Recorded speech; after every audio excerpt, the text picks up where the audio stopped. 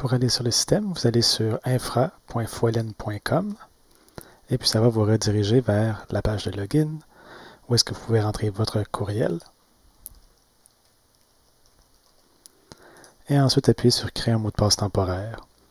Vous n'avez pas le choix de faire ça parce qu'en soi, il n'y a pas de mots de passe qui sont sauvegardés pour le moment. Alors vous allez toujours recevoir un mot de passe temporaire que vous créez votre compte ou que vous l'utilisez normalement. Donc le mot de passe temporaire est envoyé par courriel.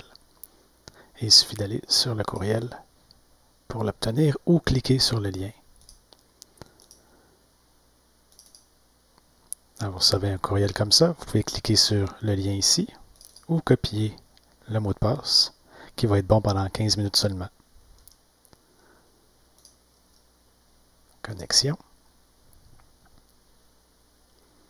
Sur votre première connexion, vous ne verrez aucune ressource puisque vous n'aurez accès à rien. Mais là, c'est juste pour un tour d'horizon. Alors, ce que vous pouvez faire, c'est aller dans Infrastructure, Machine graphique.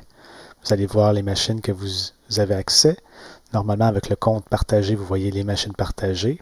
Et ça, c'est les machines que vous pouvez rajouter des ressources dessus, comme des sites web, de quelconque application, et avoir accès avec un utilisateur Linux.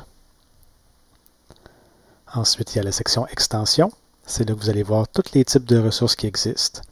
Et puis, tous les éditeurs de ressources que vous pouvez utiliser. Par exemple, si vous voulez créer une entrée DNS manuellement, vous pouvez juste cliquer sur Manual DNS Entry.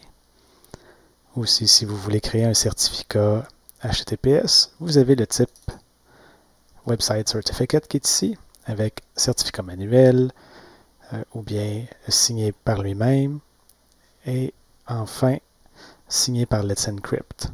Donc ça, c'est 3 éditeurs différents qui éditent tous le même type de ressource qui est le Web Certificate. La différence, c'est que le manuel, ça va être tous les fichiers de certificats que vous allez rentrer. Ça, c'est par exemple si vous avez payé pour un certificat.